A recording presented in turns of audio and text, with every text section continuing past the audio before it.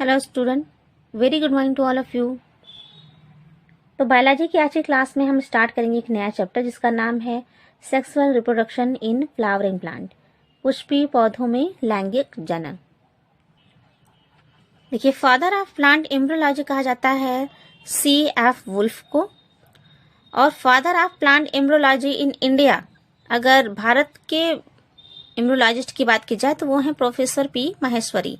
Professor P Maheshwari ने एक book लिखी थी जिसका नाम है an introduction to the embryology of angiosperm. ठीक है, चलिए हमारा हेडिंग है नेक्स्ट, पुष्पीय पौधों में लैंगिक जनन। तो देखिए, लैंगिक जनन में अर्धसूत्रीय कोशिका विभाजन के द्वारा हैप्लॉइड जनन कोशिकाएं या फिर युग्मक बनते हैं, जो कि दो प्रकार की होती हैं। एक होता है नर युग्मक और दूसरा होता है मादा युग्मक। नर युग्मक तथा मादा युग्मक के मिलने से होना चाहिए, यहाँ पे मिलने से युग्मनज यानी कि जाइगोट का निर्माण होता है।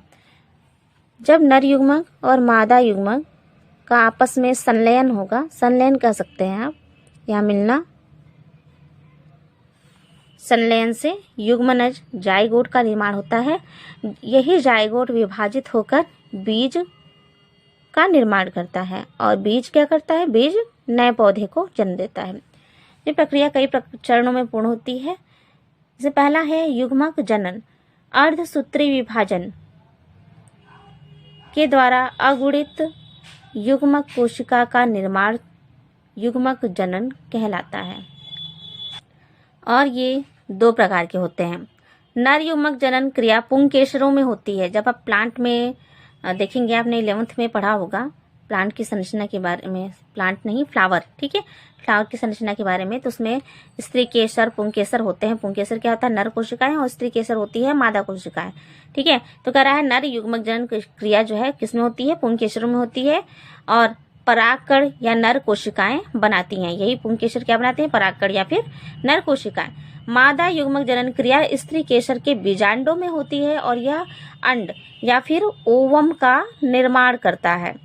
देखिए, परागण क्या होता है, परागकणों का पराग कोशों से निकलकर स्त्री केसर में वर्तिकाग्र तक पहुंचने की क्रिया कहलाती है परागण। नेक्स्ट टर्म है निषेचन। निषेचन क्या है, नर तथा मादा युग्मक केंद्रकों के मिलने से जो डिप्लॉयड युग्मनज बनता है, द्विगुणित युग्मनज यानी कि डिप्लॉयड जाइगोट का निर्माण होता है, उसे कहते हैं निषेचन। चौथा जो चरण है चौथे चरण में है बीज और फलों का निर्माण। देखिए, अभी हमने पढ़ा था ना कि ये जो पुष्पीय पौधों में जो लैंगिक जनन होता है ना, तो क्या होता है कि पहले नर और मादा युग्मक होते हैं, नर और मादा युग्मक बनते हैं, तो क्या बनता है, जाइगोट बनता है, युग्मनज बनता है, जो कि विभाजित होता है और परिवर्तित होकर बीज बनाता है, और यही बीज नए पौधे को जन्म देता है। तो ये जो प्रक्रिया है यही कई चरणों में पूर्ण है, जिसमें सबसे पहले प्रक्रिया होती है युग्मक जनन, उसके बाद है परागण की प्रक्रिया, उसके बाद है निषेचन, और फिर है बीज और फलों का निर्माण। पुष्पीय पौधों में लैंगिक जनन के मुख्य अंग पुष्प ही होते हैं, क्योंकि नर तथा मादा जननांग पुमंग या फिर जायांग, पुंकेसर स्त्री केसर या फिर कह सकते हैं पुमंग या फिर जायांग, ये कहाँ होते हैं, ये पौधों में ही स्थित होते हैं, जो एक पुष्पीय कलिका से बनते हैं। अधिकतर पौधों में पुष्प 4 प्रकार की रूपांतरित पत्तियों का बना होता है, जो पुष्प वृंत के फूले हुए सिरे, जिसको बोलते हैं पुष्पासन, पर चक्रों के रूप में क्रमशः बाहर से अंदर की ओर विन्यासित रहता है। एक चक्र के रूप में वो फ्लावर पे विन्यासित रहता है। सबसे बाहर जो, यानी फ्लावर की बात कर रहा है, फूल का सबसे बाहरी भाग कहलाता है बाह्य दलपुंज। फिर बाहर से अंदर वाला जो भाग होता है उसको बोलते हैं दलपुंज। दलपुंज के अंदर होता है पुमंग, और सबसे अंदर होता है जायंग। पुमंग क्या है, नर युग्मक है, और जायंग क्या है, पुमंग क्या है, नर जननांग है, और जायंग है मादा जननांग। ठीक है, तो ऐसा पुष्प जिसमें चारों प्रकार के चक्र होते हैं, यानी कि बाह्य दलपुंज, दलपुंज, पुमंग तथा जायांग, ये सभी चक्र होते हैं, उसको बोलते हैं पूर्ण पुष्प, यानी कि कंप्लीट फ्लावर वो कहलाता है। जबकि जिन पुष्पों में एक या एक से अधिक चक्र अनुपस्थित होते हैं, एब्सेंट होते हैं, इसमें से कोई भी चक्र अगर एब्सेंट हो गया तो उसे हम कहेंगे अपूर्ण पुष्प, इनकम्प्लीट फ्लावर कहेंगे उसे। बाह्य दलपुंज तथा दलपुंज को पुष्प के सहायक अंग कहते हैं। जो बाह्य दलपुंज है और दलपुंज है उसको क्या कहा जाता है? पुष्प का सहायक अंग, फूल का सहायक अंग होता है। और पुमंग और जायांग को बोलते हैं आवश्यक अंग।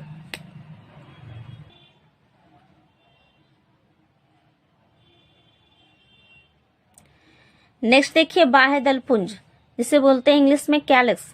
तो पुष्प का सबसे बाहरी हरे रंग का जो चक्र होता है उसको बोलते हैं कैलक्स, यानी कि बाह्य दलपुंज कहलाता है। इसके एक भाग को बोलते हैं सेपल। जब एक कंप्लीट भाग की बात करेंगे, पुष्प के चारों ओर के भाग करेंगे, तो उसको हम कहेंगे सामूहिक रूप से कैलक्स। लेकिन जब एक भाग की बात करें, एक ही ले हम, तो उसको हम बोलते हैं सेपल। बाह्य दलपुंज यानी कि कोरोला बोलते हैं इसे इंग्लिश में। तो बाह्य दलपुंज दलपुंज को बोलते हैं कोरोला, है ना।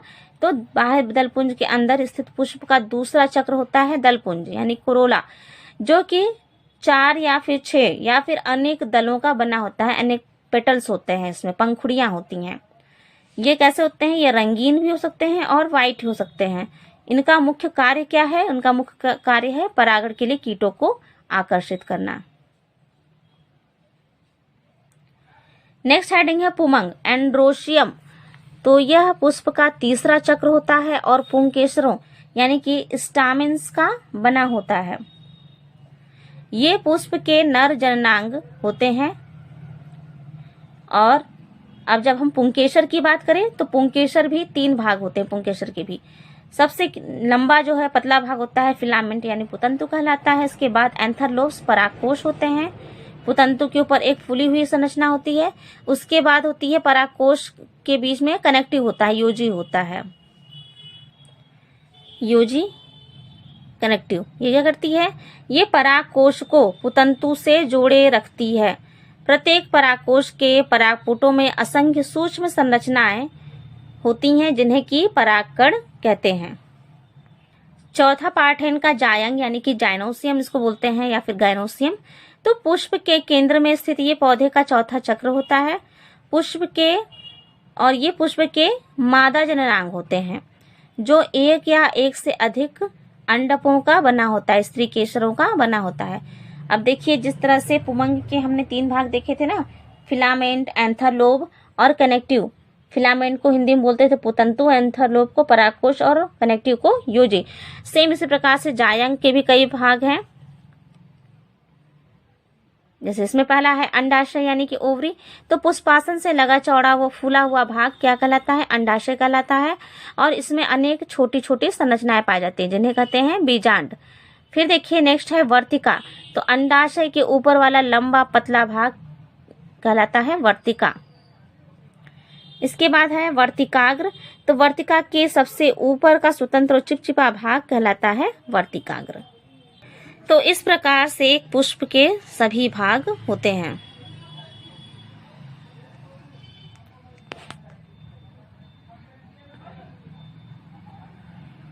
देखिए ये आपकी बुक में फ्लावर का फिगर दिया हुआ है, चित्र दिया है, longitudinal section of a flower.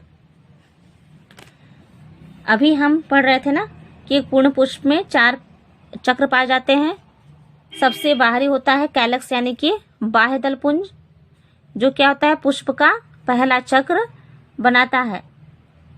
और ये जो कैलक्स होता है ये कई प्रकार के सेपल से बना होता है। यानी कि जब हम एक ग्रुप की बात करें, अगर जैसे ये देखिए, तो ऐसा तो होता नहीं कि फ्लावर के पास जो है एक ही सेपल रहेगा, नहीं, वो कई होते हैं सेपल। तो जब एक पूरे ग्रुप की बात करेंगे तो उसको हम बोलेंगे कैलक्स, ठीक है। जब हम एक की बात करेंगे तो उसे हम बोलेंगे सेपल, ठीक है।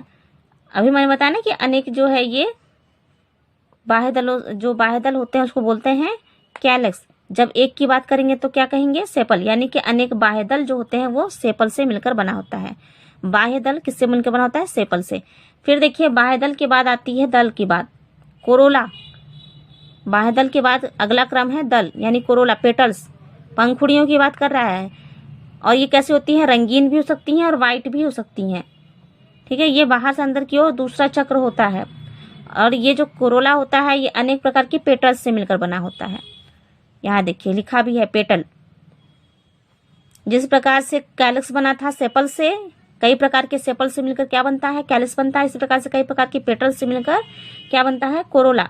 कोरोला के बाद अब देखिए थर्ड है चक्र है एंड्रोसियम यानी कि पुमंग। ठीक है, और ये भी कितने भागों में बटा हुआ था, 3 भागों में। यहाँ देखिए आप किनारे किनारे जो संरचना आपको दिख रही है ये क्या है, यही है पुमंग यानी कि इसी को बोलते हैं स्टामेन। ये क्या है, हिंदी में बोलते हैं पुंकेसर। पुंकेसर के भी 3 भाग होते हैं। पहला है फिलामेंट और दूसरा है एंथर। फिलामेंट की लंबी पतली संरचना है। एंथर क्या है, ऊपर का जो फूला हुआ भाग है। और एंथर और फिलामेंट को जोड़ने वाला जो जगह है यहाँ पे कनेक्टिव है ना, यहाँ पे देखिए एंथर और फिलामेंट जहाँ पे जुड़ते हैं उसको बोलते हैं योजी या फिर कनेक्टिव। फिर जो चौथा है भाग जायांग यानी कि जाइनोसियम। ये क्या है, चौथा चक्र होता है, ये सबसे बीच में। ये देखिए ये क्या है, मादा जनन अंग होता है। ये भी कितने भागों में बटा हुआ होता है, 3 भागों में बटा होता है। सबसे नीचे का जो बीच का फूला हुआ भाग है उसे बोलते हैं ओवरी यानी कि अंडाशय, फूला हुआ भाग। उसके बाद आता है वर्तिका, स्टाइल जिसको बोलते हैं इंग्लिश में। वर्तिका को इंग्लिश में बोलते हैं स्टाइल। और उसके बाद है स्टिग्मा, वर्तिकाग्र। उसके ऊपर छोटे छोटे स्टिग्मा लगे होते हैं, वर्तिकाग्र लगे होते हैं। और यही वर्तिकाग्र से ही जो परागकण आते हैं वर्तिकाग्र पर ही चिपक जाते हैं और उसके बाद वृद्धि और विकास करके नीचे अंडाशय तक, ओव्यूल तक पहुंचते हैं और फल का निर्माण करते हैं।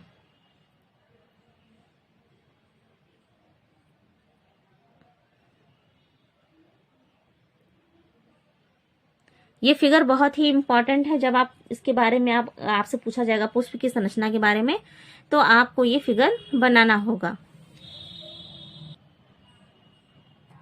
नेक्स्ट हेडिंग है पुंग बीजाणु जनन या फिर लघु बीजाणु जनन, जिसे बोलते हैं माइक्रोस्पोरोजेनेसिस। देखिए पराग कोश या तथा पराग कणों के निर्माण की प्रक्रिया को ही बोलते हैं लघु बीजाणु जनन।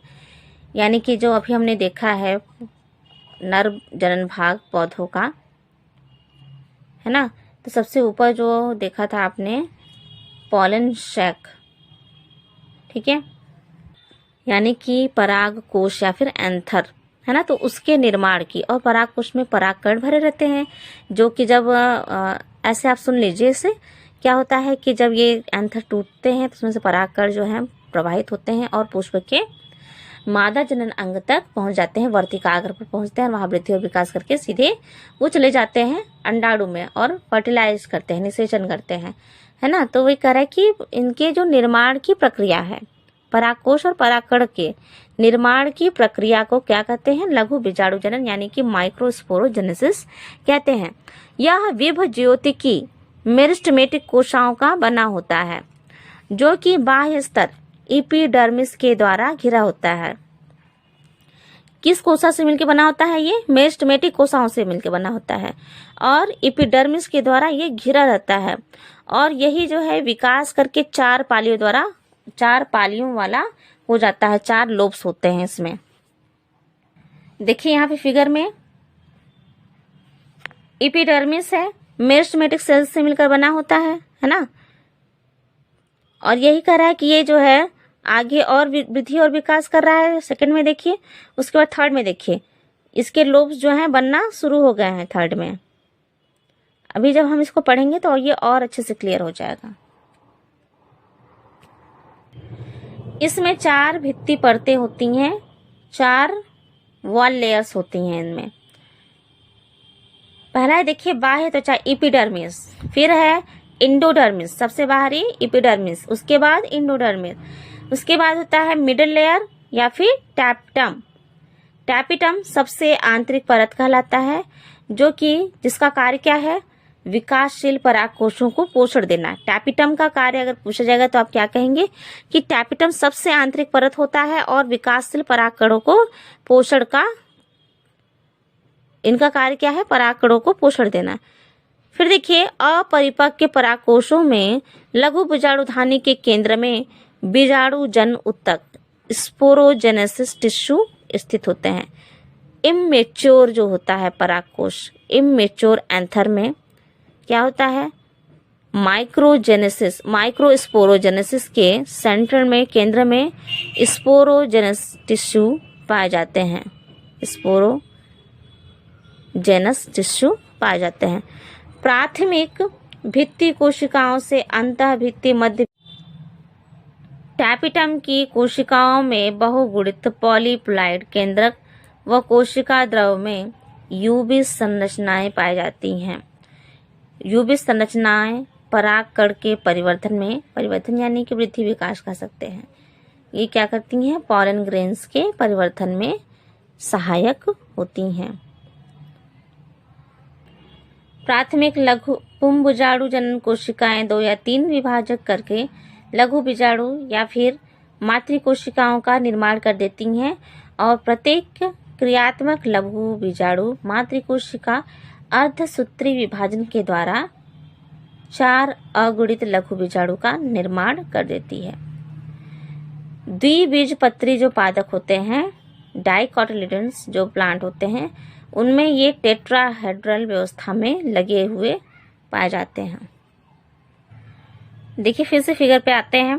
पहला है, देखिए मेरिस्टेमेटिक सेल्स हैं, एपिडर्मिस सबसे ऊपर है ना, बीच में है मेरिस्टेमेटिक सेल्स।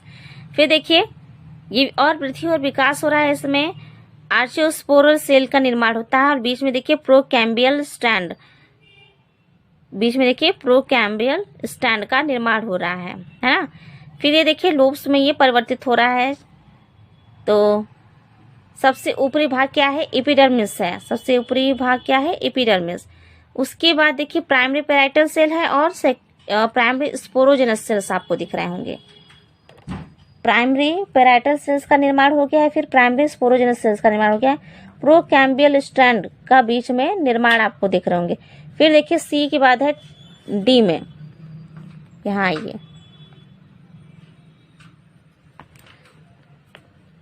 जो प्रोकैम्बियल स्टैंड था यही देखिए वृद्धि और विकास कर रहा है, वैस्कुलर स्टैंड में परिवर्तित हो रहा है। और यहाँ देखिए टैपिटम की संरचना आपको दिख रही होगी। टैपिटम का कार्य मैंने आपको बताया है, टैपिटम का क्या कार्य है, जो वृद्धि कर रहा है पॉलन ग्रेन, उसको ये पोषण प्रदान करने का कार्य करता है। सबसे बाहरी परत है एपिडर्मिस, है ना। यहाँ देखिए स्ट्रोमियम है, इसको क्या बोलते हैं, स्ट्रोमियम। माइक्रोस्पोर मदर सेल का यहाँ पे निर्माण हो रहा है ना। और ये है सबसे मिडिल लेयर, और यहाँ पे है टैपिटम।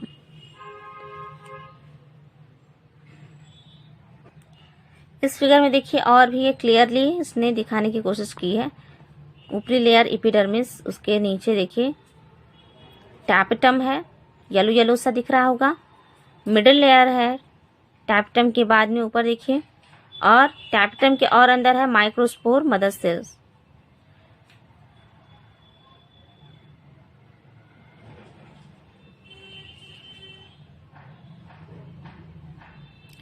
ये एक मैच्योर एंथर का चित्र है, ठीक है।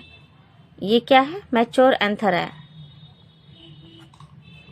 स्ट्रोमियम से देखिए ये फट जा रहा है, तो ये जो पॉलन ग्रेन्स इसमें भरे हैं वो बाहर निकलना शुरू हो जा रहे हैं। एपिडर्मिस के बाद है इंडोथेसियम, और ये है पॉलन ग्रेन्स। और इनको जो है पोषण प्रदान करने का कार्य कौन करता है, टैपिटम।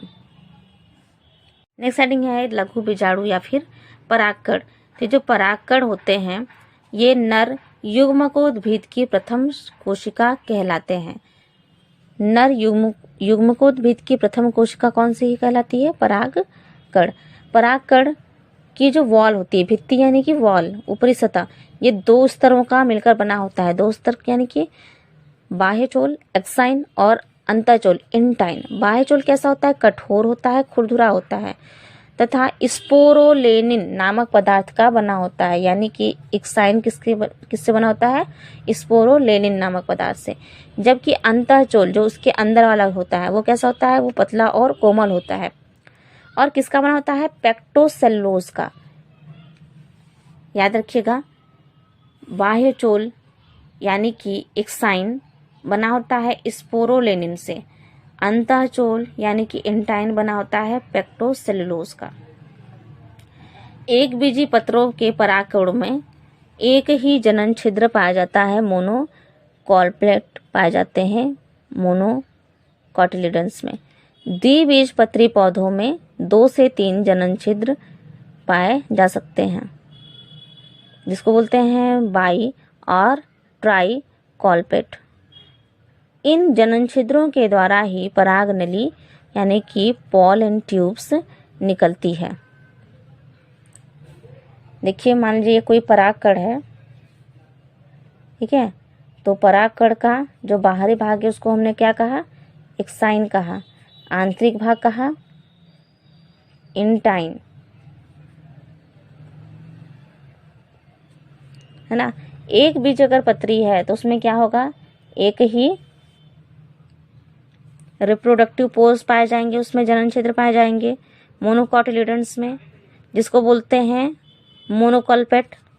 जब हम द्विबीजपत्री की बात करें, डाइकोटिलिडन्स की बात करें, तो उसमें 2 या 3 हो सकते हैं, बाई और ट्राई कॉल्पेट हो सकते हैं उसमें द्विबीजपत्री में, ठीक है। बाई और ट्राई हो सकते हैं, 2 भी हो सकते हैं, 3 हो सकते हैं। ये जो ये छिद्र है रिप्रोडक्टिव पोर्स हैं, उन्हीं के द्वारा जो है एक पॉलन ट्यूब्स का निर्माण होता है। पॉलन ट्यूब्स जो है वो क्या करती है? जब पॉलन ग्रेन किसी माध्यम के द्वारा जो मादा जननांग होता है पौधों का उसके वर्तिकाग्र पर पहुंचता है, तो यहाँ वो अंकुरित होने लगता है और यहीं से ये पॉलन ट्यूब का निर्माण करता है। पॉलन ट्यूब ही विकसित हो जाती है और ये जो अंडाशय होता है यहाँ अंडाशय वाले भाग में पहुंचती है और फर्टिलाइजेशन करती है।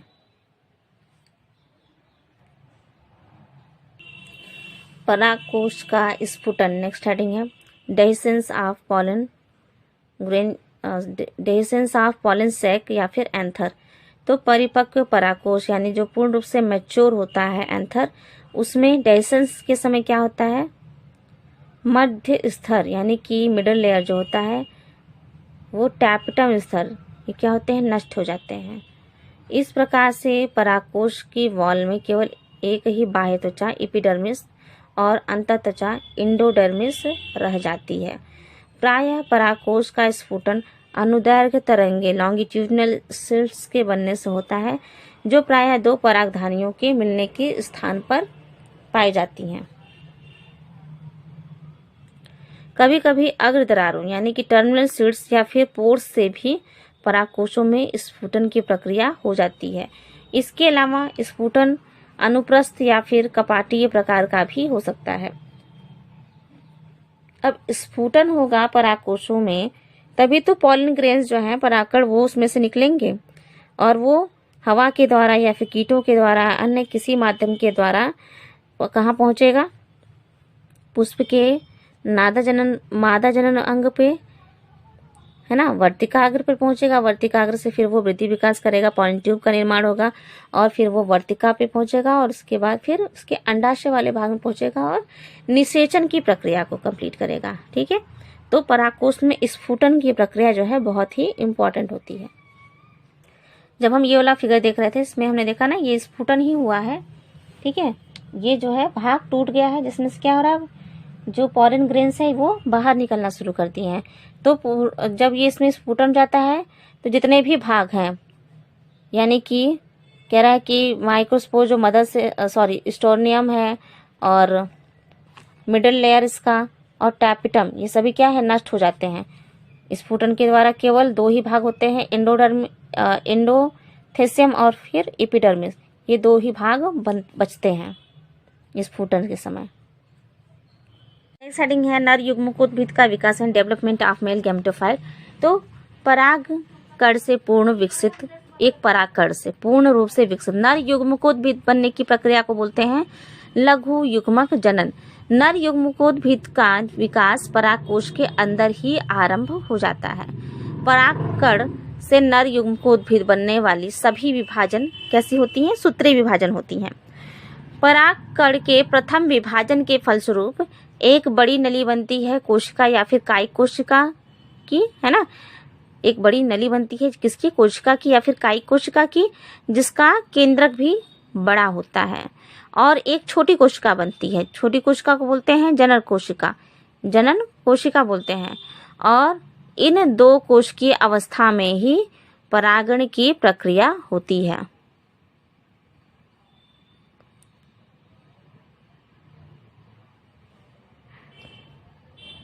नेक्स्ट हेडिंग है बीजांड यानी कि ओव्यूल्स। तो ये जो बीजांड होता है ये अंडाशय की भीतरी दीवार से एक छोटे से डंठल के द्वारा लगा होता है, जिसे कि बीजांड वृंत कहते हैं। जिस डंठल जो जिससे लगा होता है उसे को बोलते हैं बीजांड वृंत। जिस स्थान पर बीजांड वृंत से जुड़ता है उसे हम बोलते हैं नाभिका या फिर हाइलम।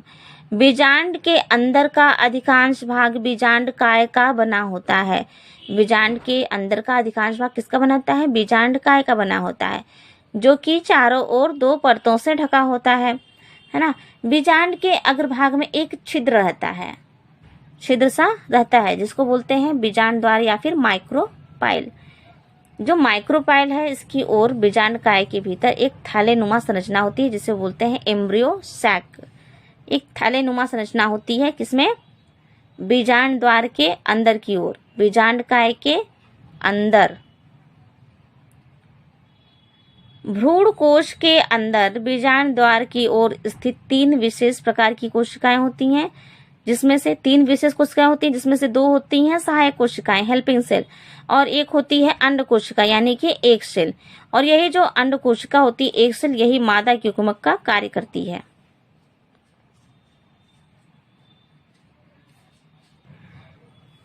नेक्स्ट देखिए ऐसे पुष्प जिसमें पुमंग और जायांग दोनों होते हैं, यानी कि मेल सेक्स ऑर्गन और फीमेल सेक्स ऑर्गन फ्लावर के दोनों अगर होंगे तो ऐसा पुष्प कहलाएगा बाइसेक्सुअल फ्लावर, यानी कि द्विलिंगी फ्लावर कहलाएगा। इसके विपरीत जिन पुष्पों में या तो पुमंग होता है ना, या फिर वो जायांग होता है, या तो मेल सेक्स ऑर्गन हो, पुमंग हो, या फिर जायांग हो, तो जब दोनों में से कोई एक होगा तो उसे हम कहेंगे एक लिंगी यानी कि यूनिसेक्सुअल फ्लावर कहेंगे। ऐसे पौधे जिन पर नर और मादा 2 प्रकार के पुष्प होते हैं, ऐसा पौधा जो पौधा एक ही हो लेकिन नर और मादा जो है अलग अलग पुष्प होते हैं, उसे हम कहते हैं उभय लिंगाश्रयी पौधे।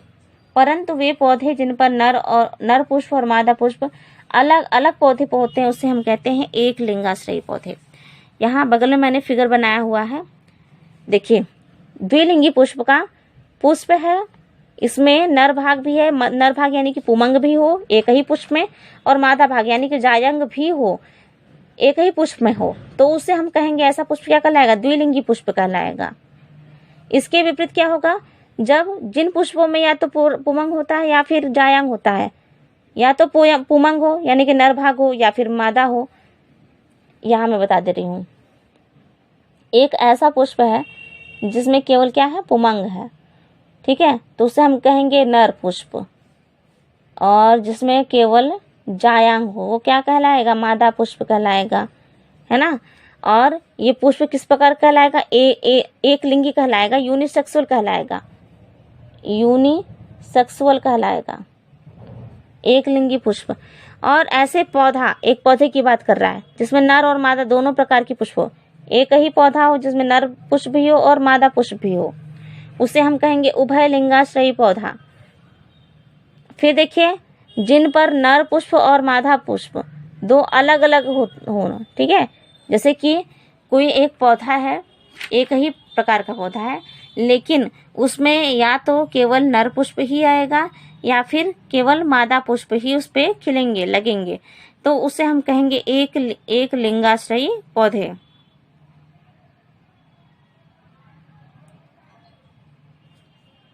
अब देखिए नेक्स्ट है बीजांडों के प्रकार, टाइप्स ऑफ ओव्यूल्स। तो बीजांड वृंत यानी फ्यूनिकल्स, निभाग यानी कि चलाजा और बीजांड द्वार की तुलनात्मक जब स्थिति की जाती है कि उस आधार पर बीजांड जो है कई प्रकार के हो सकते हैं। इसमें पहला है रिजु या फिर आर्थोट्रॉपस। तो ये जो रिजु और आर्थोट्रॉपस टाइप का जो बीजांड होता है ये सीधा होता है। इसमें बीजांड द्वार, निभाग और बीजांड वृंत, यहाँ देखिए माइक्रोपाइल और निभाग को बोलते हैं चलाजा, ठीक है, चलाजा। और फ्यूनिकल्स कैसे हैं? माइक्रोपाइल, चलाजा और फ्यूनिकल्स एक सीधी रेखा में होते हैं। तो इस प्रकार का बीजांड कहलाता है आर्थोट्रॉपस बीजांड या फिर रिजु। और ये तो आउटर इंटेगमेंट है और ये इनर इंटेगमेंट है। तो इसकी बात नहीं, केवल इन तीन बेसिस माइक्रोपाइल, चलाजा और फ्यूनिकल्स के बेस पे ही बीजांडों को विभाजित किया गया है। नेक्स्ट है प्रतीप यानी कि एनाट्रोपस। इसमें बीजांड कैसा होता है? उल्टा होता है, क्योंकि बीजांड वृंत की वृद्धि अधिक हो जाती है। जो फ्यूनिकल्स है, ये क्या है? फ्यूनिकल। तो फ्यूनिकल की वृद्धि अधिक हो गई। जब वृद्धि अधिक हो गई तो ये उल्टा हो गया, मुड़ गया इस तरह से, ठीक है, जिससे बीजांड द्वार नीचे हो जाता है। बीजांड द्वार यानी कि माइक्रोपाइल, माइक्रोपाइल ये क्या हो गया? नीचे आ गया, है ना। बीजांड द्वार माइक्रोपाइल नीचे हो जाता है। और चलाजा ये है, चलाजा को बोलते हैं निभाग। फ्यूनिकल्स अधिक वृद्धि किया, मुड़ गया। माइक्रोपाइल्स और चलाजा एक सीधी रेखा में होते हैं, है ना। इसको बोलते हैं हम एनाट्रोपस।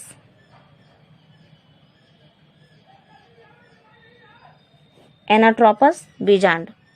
फिर देखिए नेक्स्ट हेमीट्रोपस।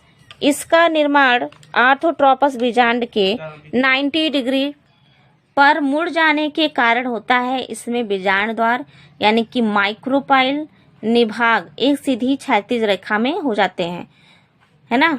और जो फ्यूनिकल्स है वो एक सीधा रहेगा।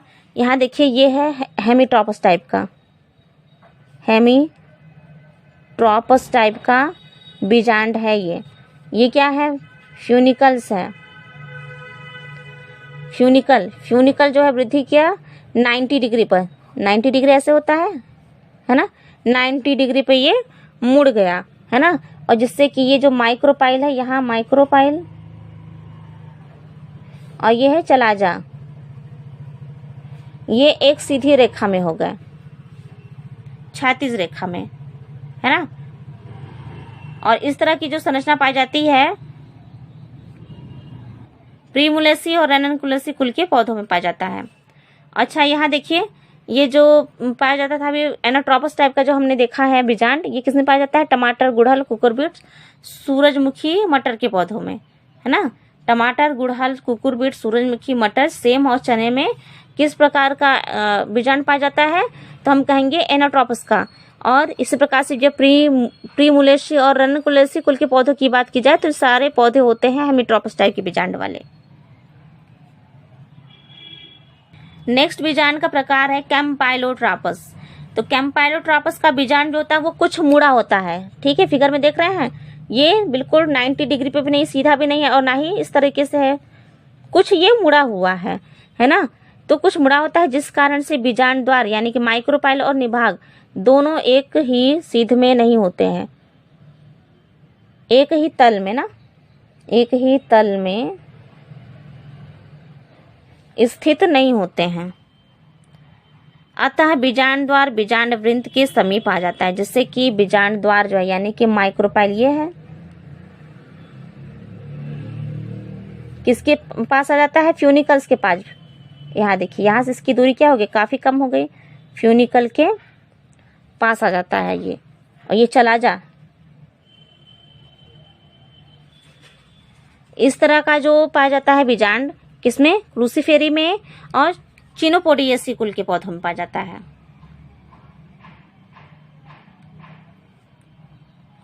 नेक्स्ट हेडिंग है एम्फीट्रोपस। तो इस प्रकार के बीजांड में बीजांड का न्यूक्लियस के साथ साथ एम्ब्रियो सैक में क्या होता है? वक्रण हो जाता है ना।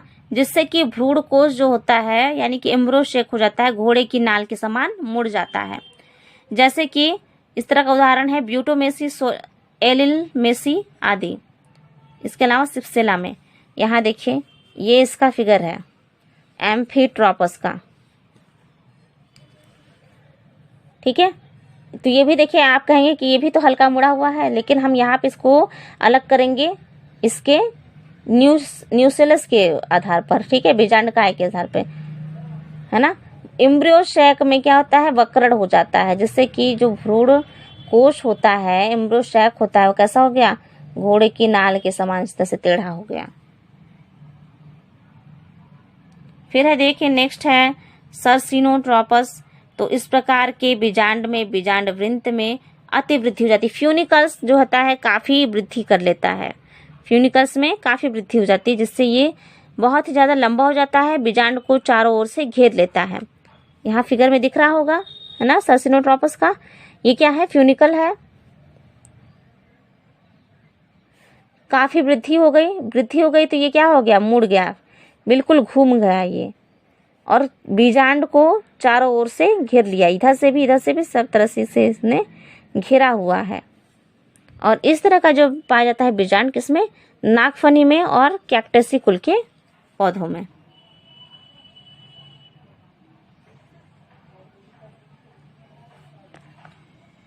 नेक्स्ट हेडिंग है देखिए गुरु बीजाणु जन यानी मेगा स्पोरोजेनेसिस। ये क्या होता है, गुरु बीजाणु मातृकोशिका, मेगा स्पोर मदर सेल्स, गुरु बीजाणु के बनने की क्रिया को कहते हैं गुरु बीजाणु जनन।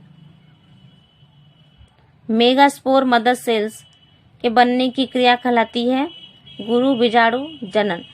बीजांडकाय के साथ, बीजांडकाय की एक अधस्तरीय यानी हाइपोडर्मल कोशिका आकार में बड़ी हो जाती है और अन्य कोशिकाओं से भिन्न हो जाती है, जिसे कहते हैं प्राथमिक प्रपशु कोशिका, प्राइमरी आर्चियोस्पोरियल सेल बोलते हैं।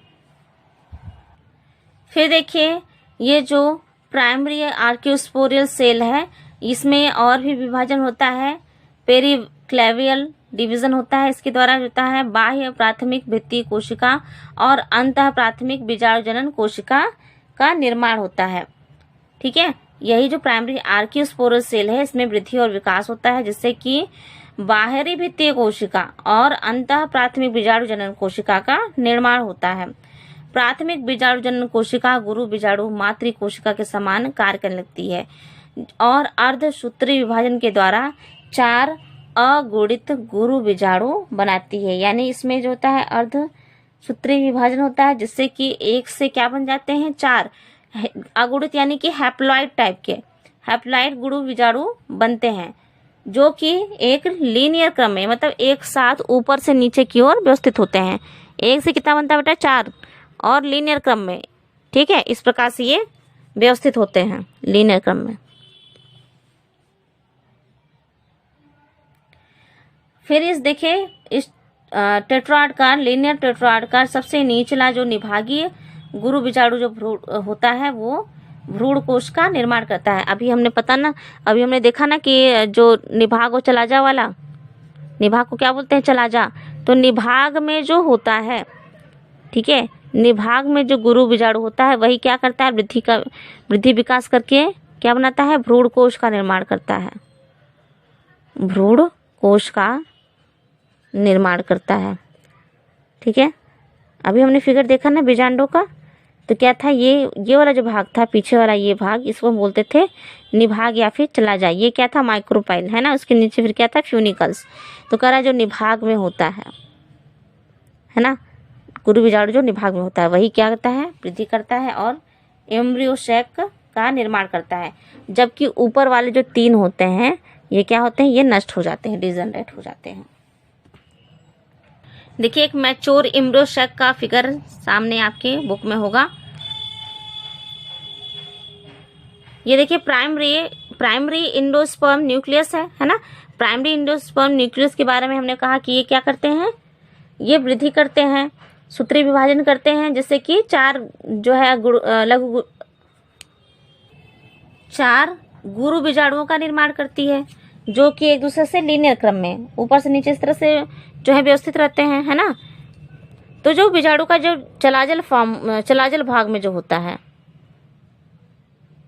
ठीक है, चलाजल भाग में जो होता है वो क्या करता है, वो वृद्धि कर लेता है ना, और मातृ कोशिका की तरह कार्य कर लेता है। जबकि जो 3 होती हैं सहायक कोशिका एंटीपोडल सेल्स जो होती हैं वो नष्ट हो जाती हैं। नेक्स्ट हेडिंग है मादा युग्मकोद्भिद या फिर भ्रूण कोश का विकास, डेवलपमेंट ऑफ फीमेल गैमेटोफाइट और एम्ब्रियोशक। तो क्रियाशील गुरु बीजाणु जो होते हैं, फंक्शनल मेगास्पोर होते हैं, वो कैसे होते हैं, हैप्लॉइड होते हैं, एन संरचना होती है ना। और ये फीमेल गैमेटोफाइट की प्रथम कोशिका होती है। जब हमें फीमेल गैमेटोफाइट की प्रथम कोशिका पूछी जाएगी तो हम क्या कहेंगे, फंक्शनल मेगास्पोर, है ना। मेगास्पोर होता है फीमेल गैमेटोफाइट की प्रथम संरचना।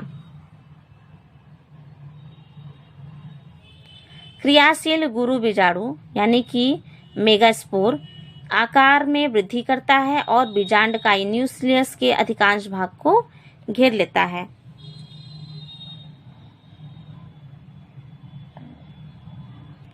यह क्रियाशील गुरु बीजाणु का केंद्रक सूत्री विभाजन होता है। इसमें सूत्री विभाजन के द्वारा विभाजित हो जाता है और दो संतति केंद्रक का निर्माण करता है। अर्धसूत्री में क्या होता है, 4 बनता है, 4 डॉटर न्यूक्लियाई बनता है। सूत्री विभाजन में क्या हो रहा है, 2 डॉटर न्यूक्लियाई का निर्माण होता है। दोनों केंद्रक होते हैं, दोनों दो पोल्स की ओर बढ़ते जाते हैं। ऊपर और नीचे जो ध्रुव होते हैं उनकी ओर बढ़ने लगते हैं। दोनों संतति केंद्रक पुनः एक सूत्री विभाजन करते हैं, है ना। उनमें एक पुनः सूत्री विभाजन होता है जिससे कि 4 डॉटर न्यूक्लियाओं का निर्माण हो जाता है। 4 संतति के केंद्रकों का निर्माण हो जाता है। इस प्रकार से प्रत्येक ध्रुव पर 2-2 केंद्रक हो जाते हैं। इसके पश्चात फिर क्या होता है, तीसरा विभाजन होता है, जिससे कि तीसरे विभाजन के द्वारा 4 से कितने बन जाते हैं, 8 बन जाते हैं, है ना। और जिसमें से 4 जो है माइक्रोपाइल की ओर हो जाते हैं और 4 जाते हैं चलाजल भाग की ओर। 4 कहाँ जाते हैं, बीजांड द्वार की ओर। बीजांड अभी हमने पढ़ा, ठीक है। 4 चले गए ऊपर की साइड और 4 जाते हैं नीचे की साइड। ये मोटा वाला भाग जो होता है निभाग कहते हैं, इसको क्या होते हैं, माइक्रोपाइल, बीजांड द्वार। 4 ऊपर हो गया, 4 नीचे, 8 हो गया, जिससे कि 4 बीजांड द्वार की ओर, 4 न्यूक्लिया चलाजल की ओर हो जाते हैं। फिर क्या होता है, अब एक केंद्रक बीजांड द्वार की ओर से और एक केंद्रक यानी कि एक जो न्यूक्लियस होता है वो कहाँ से आता है, बीजांड द्वार की ओर से। 4 यहाँ देखिए 1 2 3 4, एक यहाँ पहुँच गया, है ना। यहाँ से ये चलकर यहाँ पहुँच गया। एक केंद्रक निभाग की ओर से केंद्र की ओर बढ़ने लगता है। ध्रुवी केंद्रक क्या कहलाते हैं, पोलर न्यूक्लियाई कहलाते हैं। और दोनों ध्रुवी केंद्रक भ्रूण कोश के मध्य में आकर एक दूसरे से मिलकर सेकेंडरी न्यूक्लियस का निर्माण करते हैं। जब ये दोनों यहाँ बीच में आते हैं तो एक दूसरे से आपस में मिल जाते हैं और किसका निर्माण करते हैं, सेकेंडरी न्यूक्लियस का निर्माण करते हैं, ठीक है। शुरू में क्या होता है, भ्रूण कोश में 8 केंद्र होते हैं, ठीक है। 8 जो होते हैं न्यूक्लियस होते हैं। यहाँ फिगर में देखिए, शुरू में क्या देखा था हमने, 8 होते हैं, है ना। 8 केंद्रक होते हैं शुरू में। उसके बाद क्या होता है, जिससे बीजांड द्वार माइक्रोपाइल की ओर 3 केंद्रकों के बीच में भित्ति का निर्माण हो जाने से अंड उपकरण एक अपर्चर बन जाता है, जिसमें से क्या होता है, माइक्रोपाइल की ओर से 3 केंद्रकों के बीच में क्या बन जाता है, एक भित्ति का निर्माण हो जाता है, एक वॉल का निर्माण हो जाता है, जिसको बोलते हैं एक अपर्चर यानी कि अंड उपकरण। फिर देखिए इसके बीच में एक बड़ी अंड कोशिका, एक सेल या फिर मादा युग्मक तथा दोनों ओर एक एक सहायक कोशिकाएं सिनर्जिड हो जाती हैं। यहाँ देखिए इस तरीके से, ये मान लीजिए ये माइक्रोपाइल वाला भाग है ना। जब एक यहाँ चला आया, ये देखिए एक यहाँ आ गया, एक यहाँ, इससे यहाँ चला गया। जो ऊपर वाला जो पोल्स है वहां से एक आया, यहाँ मिल गया, और ये नीचे वाले पोल से यहाँ आ गया, तो 3 कोशिकाएं बनी, है ना। और इसके मिलने से क्या बना, एक और कोशिका बना, ठीक। 3 ऊपर 3 नीचे और ये बीच में 7 हो गया कोशिका। तो कह रहा है जो ऊपर जो कोशिकाएं हैं उनके बीच में एक वॉल का निर्माण हो जाता है, बीच में हो जाता है। ठीक है, अभी देखिए बीच में क्या हो जाता है, एक बड़ी अंड कोशिका हो जाती है, बीच में एक बड़ी अंड कोशिका का निर्माण हो जाता है। किनारे किनारे जो होती है सहायक कोशिका, सिनर्जिड सेल्स का निर्माण हो जाता है। ये क्या है, सहायक कोशिका।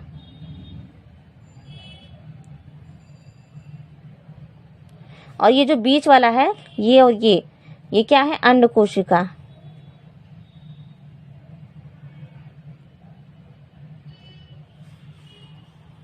किनारे किनारे सहायक कोशिका का निर्माण हो गया, बीच में अंड कोशिका का निर्माण हो जाता है। फिर देखिए इसी प्रकार से निभाग की ओर के 3 जो केंद्रक होते हैं वो क्या बनाते हैं, 3 एंटीपोडल्स बना देते हैं। निभाग की ओर के जो 3 केंद्रक होते हैं वो क्या बनाते हैं, 3 एंटीपोडल्स का निर्माण कर देते हैं। ठीक, 3 ऊपर 3 नीचे, एक बीच में, यानी कि ये हो जाती है 7 सेल्ड स्टेज हो जाती है। ठीक है, इस प्रकार से परिपक्व भ्रूण कोश क्या हो जाता है, 7 सेल्ड हो जाता है, 3 ऊपर 3 नीचे 7 सेल्ड। एम्ब्रियोसेक न्यूक्लियस पर पोषण के लिए निर्भर करता है। ये जो एम्ब्रियोसेक होता है ये पोषण के लिए न्यूक्लियस पर निर्भर करता है।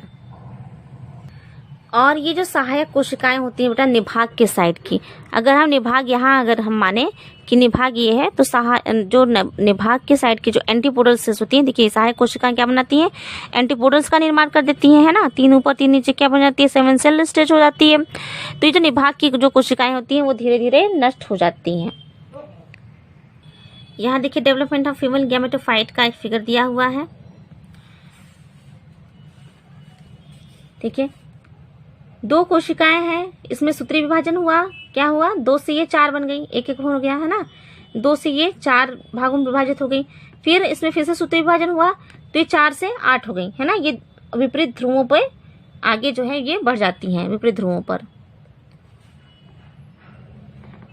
फिर देखिए फिर हमने पढ़ा था कि इसमें से एक एक जो न्यूक्लियाई होता है, एक एक सेल जो होता है वो केंद्र की ओर बढ़ने लगता है। यहाँ देखिए जब ये एक केंद्र की ओर बढ़ेगा तो वो जो ऊपर क्या बचेगा, 3 बचेगा। यहाँ देखिए 1 2 3 3 सिनर्जिड सहायक कोशिकाएं हैं, है ना। ये बीच में हो गया 2 पोलर न्यूक्लियाई, बीच में आ गया सेंट्रल सेल्स पे, है ना। और जो ये किनारे वाला जो चलाजल वाले भाग में होता है वो सहायक कोशिकाएं वो क्या बनाती है, एंटीपोडल्स का निर्माण करती हैं, जिसका कोई विशेष कार्य नहीं होता है, ये धीरे धीरे ये नष्ट हो जाती हैं। ठीक है, पोलर न्यूक्लियस जो है ये जब ये देखिए ये दोनों पोलर न्यूक्लियाई जो ऊपर नीचे से आती हैं ये क्या करती हैं, आपस में आपस में संलयित हो जाती हैं। संलयित हो जाती हैं तो एक सेल का निर्माण करती हैं। तो क्या होता है, 3 ऊपर होते हैं 3 नीचे, और ये बीच में एक ये क्या होती हैं, 7 सेल स्टेज आती हैं, है ना। और एंटीपोडल सेल्स जो है बाद में आके नष्ट हो जाएंगी।